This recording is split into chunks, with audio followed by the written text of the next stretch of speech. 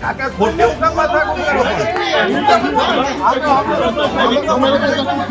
આજે ખૂબ યાર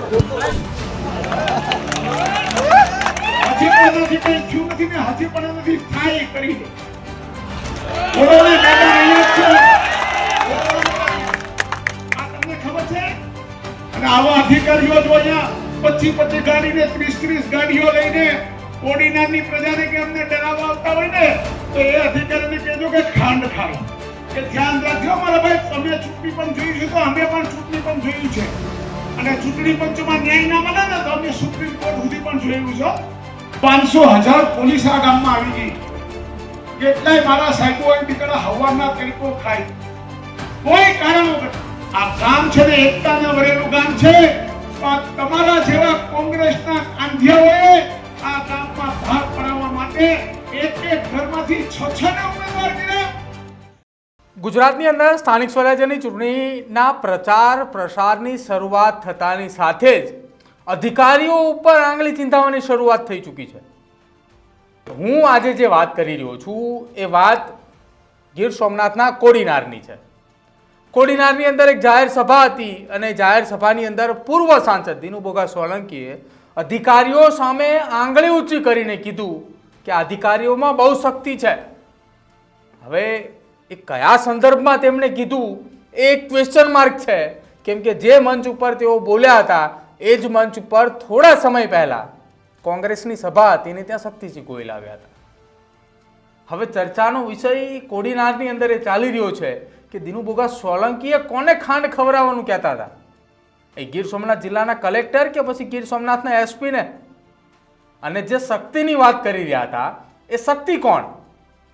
એ ગુજરાત સરકારની એ અધિકારીઓની શક્તિ કે પછી કોંગ્રેસના શક્તિસિંહ?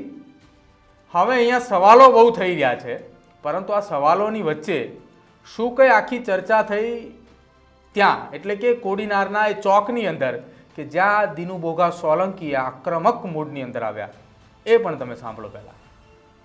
લગેડો મંડપના ભાઈએ ઈ કાયદેસર છે, ઈ દુકાનદારોની પરવાનગી છે, પોલીસ તંત્રને કલેક્ટર કેમ પૂછતા નથી ને? આ અહીંયા લગેડો એની પરવાનગી છે, આ દુકાનમાંથી ખોટી પરવાનગી છે, આ બતાવો આ કાયદેસર છે? કોઈની માલિકીમાં તમે દરરોજ ઝંડા ખાલી દો, આ મકાનવાળા ભાઈ તન્ના ભાઈને પૂછ્યું છે, પૂછો આ મંડપમાં જોયું આ ખૂણો લગેડો એ કાયદેસર છે? अभी नियम से बात कर हमारे पास परवानगी है आ रही है जी आ परवानगी हमारे पास 15 दुकानदारों ने हमारे पास परवानगी है क्या है ना कलेक्टर है वो क्या है कलेक्टर फोर्स लेना भी वो हाथों ऊपर नहीं है आ उठानी कैसे कलेक्टर तो बाबा वो से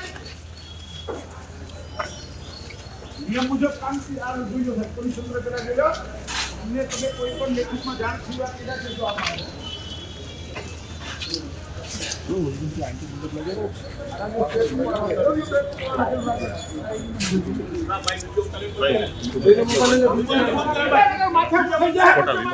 કાકા ખોટે ઉકા માથા કો કરો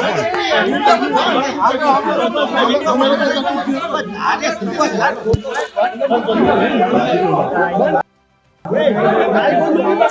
ફરી વખત કહું છું મારા ભાઈઓ, આ બધા આ પ્રજાના પૈસે જે અમે કરવેરાને વેરાવો કરીએ છીએ એમાંથી અમે તમને પગાર આપીએ છીએ।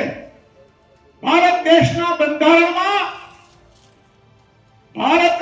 બંધારણમાં સ્પષ્ટ લખેલું છે કે નિયમ મુજબનો વહીવટ કરવો। આપણા બંધારણમાં પોલીસ ફોર્સને સરકારી તંત્રને એક સ્પષ્ટ આદેશ છે કે નિયમ મુજબની કામગીરી કરવી અને નિયમ વગરના કોઈ પણ તમને કામ સોંપે તો એ ખાસ કરીને પોલીસ ફોર્સે માનવું નહીં, એવું બંધારણમાં સ્પષ્ટ લખેલ છે। અને આવા અધિકારીઓ જો અહીંયા 25 ગાડી ને 30 ગાડીઓ લઈને ઓર્ડિનરી પ્રજાને કે અમને ડરાવવા આવતા હોય ને તો એ અધિકારીને કહેજો કે ખાંડ ખાય।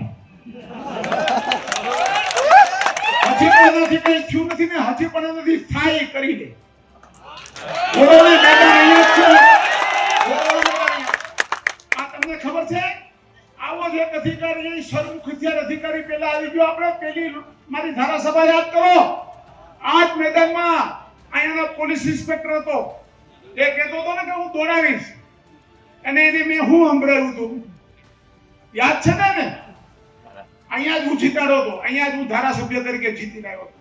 અને આજે પણ એ અધિકારીને એની વાત માનનારા એની નીચેના અધિકારીને પણ કહું છું કે ધ્યાન રાખજો મારા ભાઈ, તમે ચૂંટણી પંચ જોયું છે તો અમે પણ ચૂંટણી પંચ જોયું છે, અને ચૂંટણી પંચમાં ન્યાય ના મળે ને તો અમે સુપ્રીમ કોર્ટ સુધી પણ જોયેલું છે.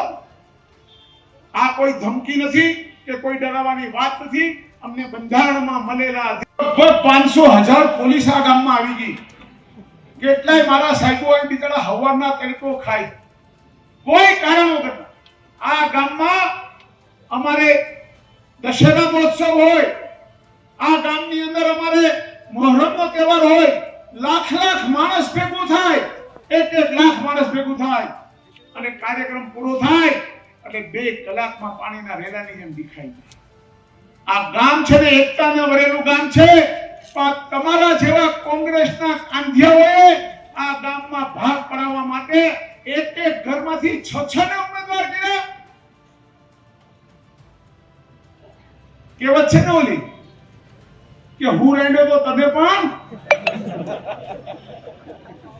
એટલા માટે કોઈ પણ ઉમેદવારને એક દરજી ટેફો રાખી દીધો. હવે એ તો એક ઘરમાંથી 6 જણા ઉભા, એક ઘરમાંથી 6. કોઈ કોંગ્રેસના મારા ગામની અંદર એને ઉમેદવાર નથી મળતા. અને